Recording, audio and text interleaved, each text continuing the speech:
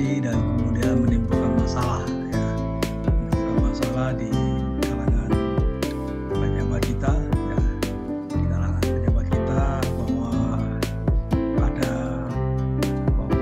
pembobolan data, ya, pembobolan data. Jadi kalau menurut saya ini suatu hal yang bikin heboh, ya, bikin heboh. Jadi ada seorang hacker, ya, ya, kalau kita lihat penampilan di media, wajahnya dibikin topeng, dibikin backup sedemikian rupa sehingga seperti kayak badut, ya. Saya kira itu adalah satu cara untuk menghindari dari identifikasi, ya. Spekulasi lain muncul karena dia mencantumkan data tempat dia melakukan kegiatan adalah di pesawat keuangannya. Kemudian dihubungkan juga, ya, kira-kira spekulasi bahwa dia adalah warga negara Indonesia atau keturunan warga Indonesia yang lari dari Indonesia karena peristiwa G30 berkaitan berbagai macam. Ada 11 orang, ya, tokoh nasional yang dibobol datanya. Lain Menteri BUMN Erick Thohir, Puan Maharani, kemudian juga Ketua PSSI Irawan, ada juga Muhammad Iskandar, PKB,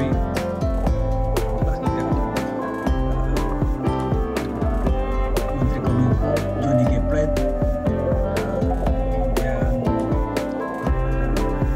tokoh lain, ya. Saya kira, tapi respon yang paling bagus datang dari Pak Mahfud. Dia bilang bahwa tidak ada istimewa dari data yang dibicarakan. Semua data itu adalah data yang sudah disebarkan publik, bisa dilihat di Wikipedia segala macam.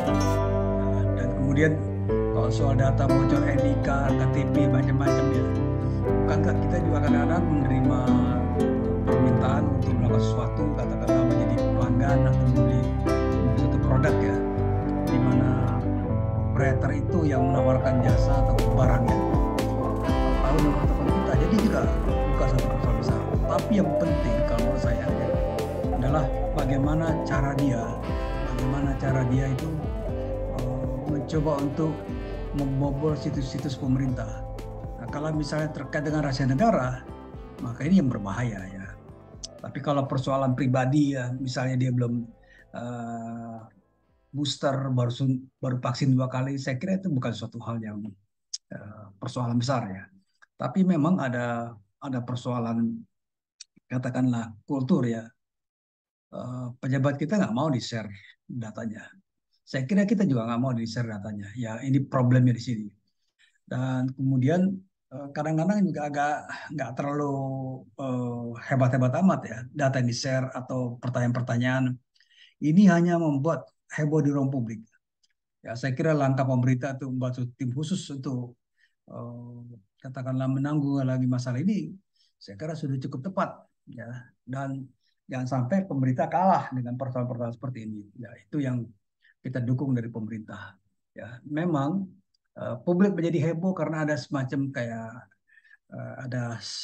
ada persoalan di masyarakat kita, ya, terutama ketika BBM naik, kemudian ada persoalan-persoalan lain, ada kasus Ferdy Sambo. Jadi semacam kayak pemerintah ini mengalami atau katakanlah rasa tidak suka kepada pemerintah, sikap sinis, ya, sikap apatis itu berkembang dengan persoalan seperti ini yang membuat masalah ini, pembocoran data, menjadi lebih apa ya, lebih mendapatkan ke masyarakat. Jadi masyarakat itu suka gosip, suka yang heboh-heboh, dan itu yang membuat pemerintah merasa risih, presiden merasa risih karena segera melakukan tindakan pengamanan. Saya kira tindakan pengamanan penting. Jadi Bjorka ini adalah sosok hacker yang sedang viral di media sosial karena juga telah meretas data penting milik pemerintah Indonesia. Ya, tak hanya dibocorkan data milik Kominfo, Bjorka juga katanya membocorkan data juga dokumen rahasia milik presiden hingga ungkap identitas pembunuh Munir. Nah, akan tetapi langsung, ya, akun Twitter dari Bjorka ini langsung di suspend oleh Twitter sendiri, ditundain, ya. Jadi, nah, tetapi akun Bjorka ini seolah-olah tidak pernah mati meskipun sudah ditangkap oleh Twitter. Hacker ini secara rutin membuat akun baru dengan mengancam akan membocorkan hingga meretas data milik pemerintah Indonesia. Ya, tak hanya karena dan ini sudah ada tokoh-tokoh besar, misalnya Pak Luhut, besar Panjaitan, Pak Tito Karnavian, hingga Kapolri. Coba diretas datanya. Nah, ini yang jadi orang bertanya sebetulnya siapa, sehebat apa ya. Nah, ada dugaan dia juga mendapatkan suplai data dari dalam negeri kalau dia beroperasi dari luar negeri ya. Jadi dan berganti akun jadi hanya biorkanism. Nah, ini yang satu. Satu lagi yang terbaru eh, Biorka Nation. Macam-macam ininya ya. Jadi dia membocorkan data dan kemudian loh. Jadi yang pertanyaan kepentingan dia apa untuk mengacak data ini ya. Walaupun ini menjadi hiburan juga buat masyarakat ya. Kadang-kadang yang suka gosip suka dan katanya dia warga yang berdomisili di Warsawa, Polandia, serta punya teman asal Indonesia. Nah, kalau dari beberapa akun yang didapat, ya, dari misalnya pernyataan dia, dia pasti berbahasa Inggris, tapi kemudian diterjemahkan ya, ke dalam bahasa Indonesia, di sadur secara suara ya, kayak gitu. Dan menurut saya ini yang ini kan. Dan dia bilang, ditanya kenapa kok Anda mau meretas ya eh, data-data milik pemerintah, meretas akun-akun pemerintah. Karena dia bilang bahwa dia punya teman di Indonesia dan dia lihat keadaan Indonesia kacau sekali dan dia ingin membantu untuk memperbaiki situasi Indonesia dan kawannya ini yang minta tolong sama dia sudah meninggal setahun yang lalu. Nah ini yang saya kira alasan lainnya saya kira tidak ada lagi yang paling penting ya. Kecuali dia merasa punya teman segala macam. Buat saya ini yang tidak terlalu istimewa ya. Tapi yang penting sikap pemerintah adalah bagaimana menjaga akun kita ini, akun-akun pemerintah jangan sampai ada rahasia negara diretas dan kemudian menjadi bahan informasi publik, padahal itu bukan seperti itu. Nah ya, kemudian eh, persoalan juga dia menjadi marah karena kawannya yang tinggal di Polandia ini sulit pulang ke Indonesia, maka dia marah, dia kan. Dan kemudian ini semacam kayak serangan balasan. Tapi menurut saya ini satu argumen yang dibuat-buat ya. Tapi yang penting ini juga. eh, nah, tapi dari segi nama ini katanya sangat familiar digunakan di Swedia dan Islandia, bukan di Polandia. Disebut sebagai negara asal hacker ini. Ya, ini yang kalau kata biok ini berasal dari kata birch di Islandia artinya pohon birch. Ya, kemudian juga eh, ya, Biorka juga digunakan sebuah nama peternakan di Swedia dan Norwegia. Tapi jelas nama-nama asing ya. Memang daerah-daerah Skandinavia kalau menurut saya ya. Dan yang terpenting ada tindakan yang pasti dari hacker dari Twitter sudah masa suspend dia punya ini punya apa punya akun ya dan juga dia berbicara tentang Munir segala macam ya. Kalau buat saya kalau hacker itu memang dia harus cari sensasi. Kalau dia tidak dapat sensasi, bagaimana dia bekerja ya? Oke, jadi nah, saya kira yang penting menurut saya yang terpenting adalah bagaimana kita menjaga situs-situs milik pemerintah dan siapapun juga dia, jalan yang terbaik adalah ini yang paling kita harapkan ya, harapkan dan kemudian sampai-sampai menjadi viral kalau buat saya ya. Dia ditanya siapa dia, kepentingannya apa, segala macam.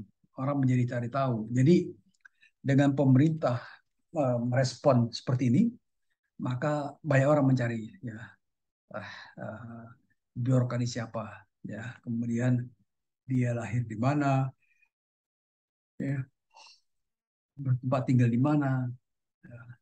Dan kemudian juga dia tercatat pernah melakukan peretasan dan juga doxing, pengumbaran identitas orang. Ini data dari Kompas ya. Jadi data pelanggan sebuah penyedia layanan digital, dia menjual 67 history pencarian pelanggan. Jadi mungkin juga motif ekonomi juga ya, atau pemerasan. Dan kemudian dia dapat data, nik segala macam, dan kemudian dia mengklaim, ya, mengklaim berhasil meretas 1,3 miliar data pendaftaran kartu SIM telepon Indonesia. Dia menjual dengan harga fantastis 50 ribu dolar Amerika. Jadi motif ekonomi, ya. Dan kemudian juga dia menghack, meretas data KPU, ya, 150 juta orang diretas dan harganya murah, 74,6 juta. Ya. Jadi berkali-kali dia mencoba masuk ke apa data server presiden segala macam, ya. Jadi dia ini kualifikasinya adalah dia ini hacker black hat yang melakukan peretasan demi keuntungan diri tanpa memberi masukan teknis pada yang dibobol. Ya, ini yang kualifikasi seperti itu. Dan kemudian dia suka menantang, ya, suka menantang pihak-pihak tertentu, ya, mungkin pihak instansi pemerintah, aparat keamanan dengan bahasa kasar, karsas, sarkas sekali, ya. Dan kemudian, tapi yang aneh juga ini, banyak orang Indonesia yang bersimpati pada dia, ya. Mungkin beberapa, ya, ya. Kemudian karena dinilai berani, data-data sensitif diungkapkan seperti kasus Munir segala macam. Dan yang lebih ini, kemudian orang bertanya apakah dia betul orang Indonesia, ya. Ya, dari segi wajah topeng kelihatannya ada keturunan dia tuh, ya. Ada keturunan, wajahnya juga nggak terlalu asing, ya. Jadi, dan kemudian juga dari bahasa Inggrisnya ini bukan bukan bahasa Inggris yang benar, ya, bukan penutur asli. Ya, saya kira semua dilakukan sama dia adalah dalam rangka menutupi menutupi menutupi identitas sebetulnya. Ya, identitas sebetulnya. Ini berbeda dengan apa yang dikerjakan oleh WikiLeaks, ya, beda sekali. Nah, kemudian, ya, jadi itu yang sayangkan. Saya kira memang kalau menurut saya langkah pemerintah, ya, langkah pemerintah menerbitkan langkah pemerintah itu menggunakan segala macam upaya untuk eh, menjaga asal jangan sampai data-data kita jebol semua. Ya, ini saya kira itu langkah lebih penting, ya. Dan kemudian juga publik, saya kira masyarakat nggak, ya, harus menyaring juga data didapat, data, dan kemudian kalau data itu saya kira tidak perlu share, ya, hal-hal yang kira-kira itu, ya, karena ini sensasi, ya. Jadi lebih banyak sensasi daripada mencoba untuk melakukan perbaikan, ya. Dan saya kira, ya, ini semacam kayak apa ya, kayak semacam dimanfaatkan juga sebagai suatu perlawanan politik, saya kira gitu. Jadi kita berharap pemerintah segera mengatasi, memperkuat situs-situs, dan kemudian oh, jalan seperti itu yang terbaik kalau menurut saya demi kepentingan keamanan data. Karena problem sudah ada data itu. Misal tiba-tiba telepon kita dihubungi orang, ya, menawarkan sesuatu, kita nggak pernah kenal orang itu. Bagaimana data kita terlindungi? Saya kira itu yang paling penting, ya. Dan, ya, dari saya kira cukup. Terima kasih.